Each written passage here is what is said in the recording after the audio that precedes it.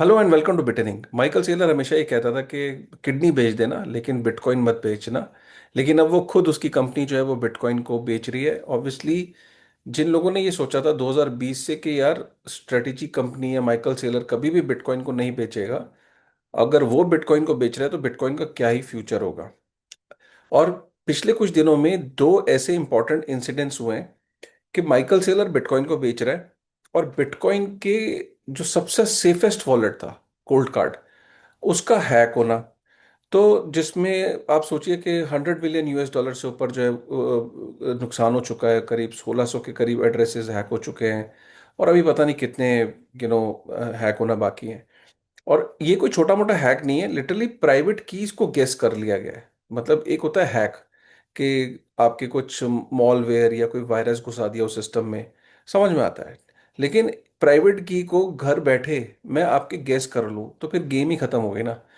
तो इसलिए cold card का जो इशू है और इधर से जो स्ट्रैटेजी का जो इशू है, ये आप समझ लीजिए बिटकॉइन के लिए बेरिश होना काफ़ी है। मतलब इनफैक्ट बिटकॉइन का प्राइस बहुत मेजर लेवल पे डंप करना चाहिए था।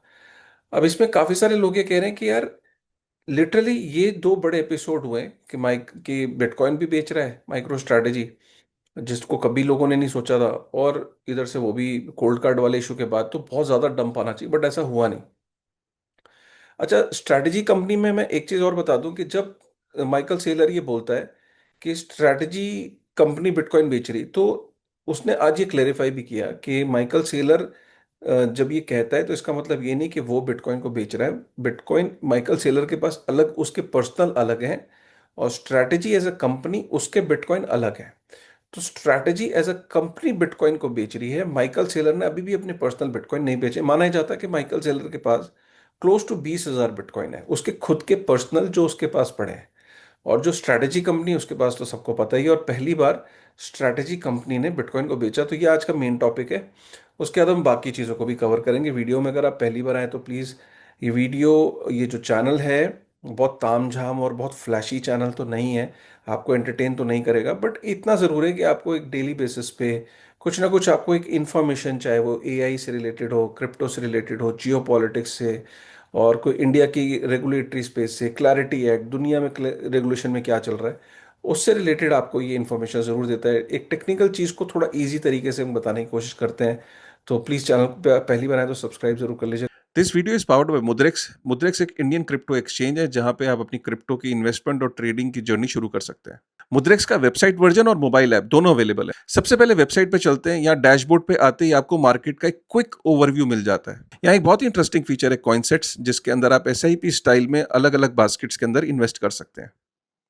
अब देखते हैं मुद्रेक्स का मोबाइल ऐप। लॉगिन करते ही डैशबोर्ड ओपन हो जाता है जहां पे आप मार्केट की प्राइस मूवमेंट्स को, अपनी एक्टिविटीज को ट्रैक कर सकते हैं। पोर्टफोलियो टैब को क्लिक करके आप अपने पोर्टफोलियो की परफॉर्मेंस और अपनी होल्डिंग्स को भी ट्रैक कर सकते हैं। इसमें एक बहुत ही अच्छा फीचर है कॉइन सेट्स, जहां पे अगर आपको क्रिप्टो की बहुत ज्यादा नॉलेज नहीं है तो आप यहाँ पे बास्केट्स को पिक कर सकते हैं, और इंडिविजुअल कॉइन की जगह आप बास्केट को जैसे म्यूचुअल फंड स्टाइल की तरह आप यहाँ पे बास्केट के अंदर इन्वेस्ट कर सकते हैं। और अगर आप डायरेक्टली इंडिविजुअल कॉइन में इन्वेस्ट करना चाहते हैं तो वो भी आप इन्वेस्ट कर सकते हैं। एक या तो वन टाइम या रेकरिंग, दोनों ही यहाँ पे तरीके अवेलेबल है। तो एक बार मुद्रिक जरूर ट्राई करना। अगर आप इंटरेस्टेड है तो डिस्क्रिप्शन में लिंक है। मैं स्क्रीन को शेयर करता हूँ और फिर कुछ इंफॉर्मेशन हम देखते हैं। सबसे पहले स्ट्रैटेजी ने क्या करा कि 105 million US dollar, 105 million US dollar worth of bitcoin उसने लास्ट वीक बेचे, और उसने 81.2 million US dollar worth of STRC खरीदा। ठीक है।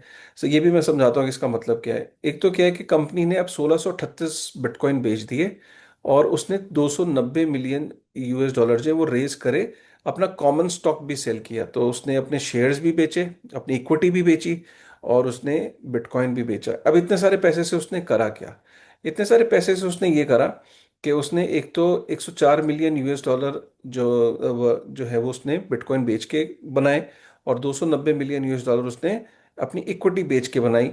तो उसने करा क्या कि उसने एसटीआरसी के शेयर्स को खरीद लिया मार्केट से, और एसटीआरसी के शेयर्स को 81.2 million US dollar worth of shares खरीदे। वही चाहता है कि एसटीआरसी जो है $100 से ऊपर चला जाए प्राइस, तो फिर वो बिटकॉइन को वापस, बिटकॉइन के लिए फिर वो नए शेयर्स इशू करना शुरू कर देगा एसटीआरसी के, और फिर वो उसको मार्केट में इशू करके एक और फंड रेस करेगा जिससे बिटकॉइन को बाय कर पाएगा। एक्चुअली माइकल सेलर ने इस तरीके से एक सिस्टम को डिजाइन किया है कि STRC को लॉन्च किया। STRC को उसने बोला $100 से ऊपर रहेगा हमेशा प्राइस। $100 से ऊपर जब भी रहेगा तो STRC के नए शेयर्स वो इशू करेगा।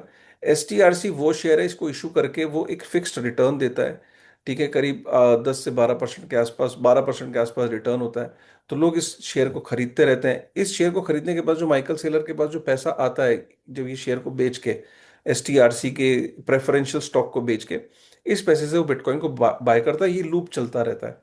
ठीक है, तो अब बेसिकली क्या है कि फिक्स्ड रिटर्न देना है। तो पीछे न्यूज में इसलिए आया था स्ट्रेटेजी कंपनी के, भाई इनके पास इनफ पैसे नहीं है कि ये फिक्स रिटर्न दे पाए, इनके पास इतने कैश रिजर्व नहीं है। तो उसने क्या करा, माइकल सेलर ने, आप यहाँ देख सकते हो कि 4 बिलियन, ठीक है, उसने $4 बिलियन वर्थ ऑफ, ये देख रहे हैं आप। अब उसके पास जो कैश रिजर्व हो गया है, $4 billion worth of USD reserve हो गए हैं। और उसका जो पे आउट है वो है $1.7 बिलियन के आसपास। तो अब माइकल सेलर के पास कम से कम 2.5 साल 3 साल के आसपास के पैसे हो जाएंगे, ये पे आउट देने के लिए। तो बिटकॉइन कम हुआ है, बिटकॉइन से उसने कैश जनरेट किया, स्टॉक बेच के कैश जनरेट किया, और इस कैश से वो STRC को वो STRC को के शेयर्स को खरीद रहा है। STRC के शेयर को खरीदने से वो $100 से ऊपर जाएंगे। जैसे ही $100 से ऊपर जाएंगे वो और शेयर्स को इशू करेगा, फंड रेज करेगा, फिर BTC खरीदेगा।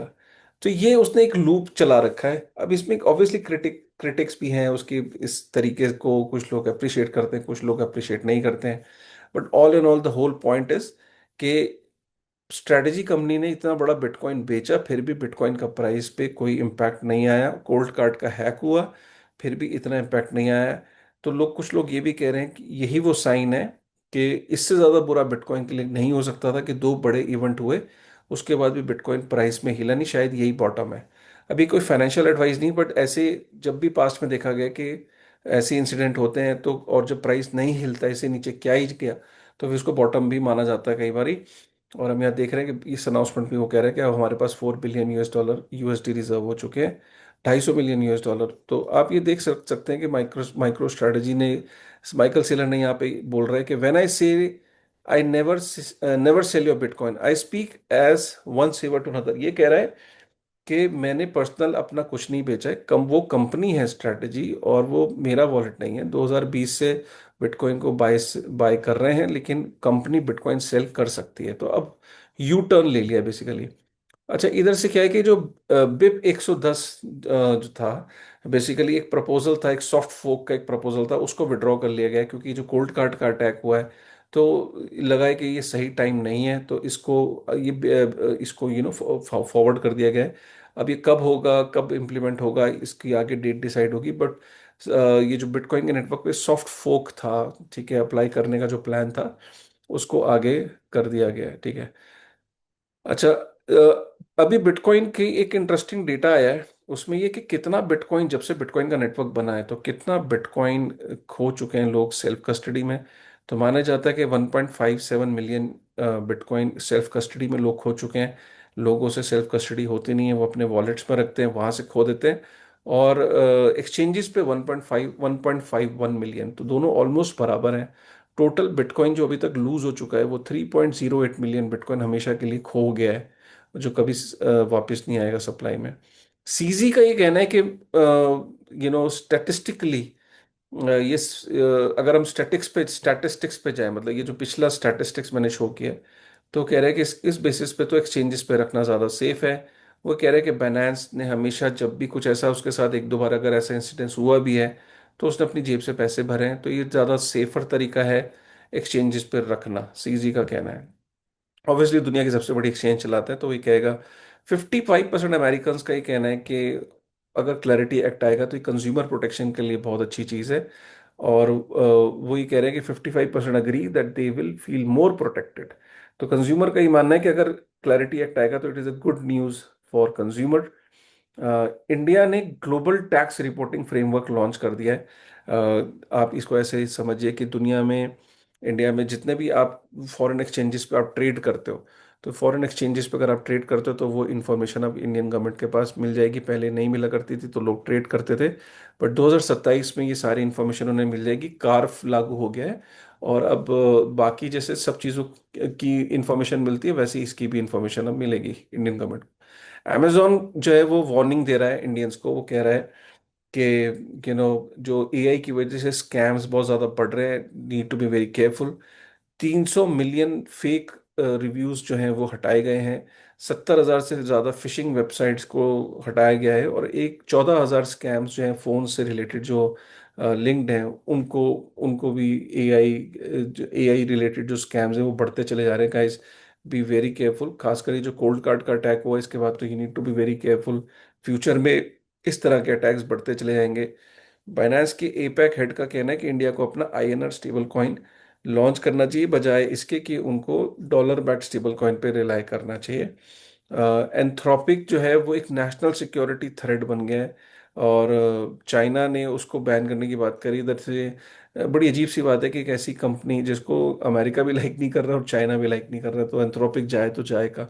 क्योंकि एंथ्रोपिक ने, आपको याद होगा कि इस बात को मना कर दिया था कि वो अपना डेटा इस लेवल तक इंफॉर्मेशन शेयर नहीं कर सकते हैं डिपार्टमेंट ऑफ डिफेंस से, कि वो उनके यूजर्स के लिए, अमेरिकन सिटीजन्स के ऊपर आप उसका गलत इस्तेमाल करो, खासकर सर्वेलेंस पे और ऑटोनोमस वेपन्स पे। तो एंथ्रोपिक जो है वो अमेरिका का भी नहीं हो पाया, और चाइना तो है ही उसके अगेंस्ट। ठीक है। कोल्ड कार्ड का जो इशू है, 1596 बीटीसी अभी तक सेल हो चुके हैं, और 7300 वॉलेट्स हैं वो इफेक्ट हो चुके हैं। ठीक है। और आगे अगर हम चले इस न्यूज़ में, तो ये बड़ी इंपॉर्टेंट न्यूज़ है। अमेरिका को चाइनीज रोबोट से डर लग रहा है। अब अमेरिका के अंदर आप चाइनीज ह्यूमनॉइड रोबोट्स नहीं इंपोर्ट कर सकते, या और उनको यूज़ नहीं कर सकते। कहीं ना कहीं लड़ाई बड़ी होती चली जा रही है। और अब ये जो एआई की लड़ाई है, मैंने पहले भी कई वीडियोस में कवर किया है कि ये लड़ाई जो है वो अल्टीमेटली दुनिया दो भागों में बढ़ जाएगी। एक जो अमेरिकन प्रोडक्ट्स और अमेरिकन एआई को यूज़ करेंगे, एक और जो चाइनीज़ एआई को यूज़ करेंगे। लड़ाई उन में दुनिया दो भागों में बढ़ जाएगी। न्यूट्रल रहने का कोई, अभी जैसे दुनिया के पास एक ऑप्शन होता है न्यूट्रल रहने का, लेकिन आने वाले टाइम में पूरी दुनिया में हर देश को डिसाइड करने पड़ेगा कि चाइनीज़ मॉडल को कौन यूज़ कर रहा है और अमेरिकन मॉडल्स को यूज़ कौन कर रहा है। चाइनीज़ मॉडल को यूज़ करने का मतलब है कि चाइना उनके और तरीके से प्रोटेक्शन देगा, आर्मी की प्रोटेक्शन, डिफेंस अलायंस। और इधर से अमेरिका के साथ काम करने का मतलब, ये अमेरिका के मॉडल यूज़ करने का मतलब होगा अमेरिका की प्रोटेक्शन।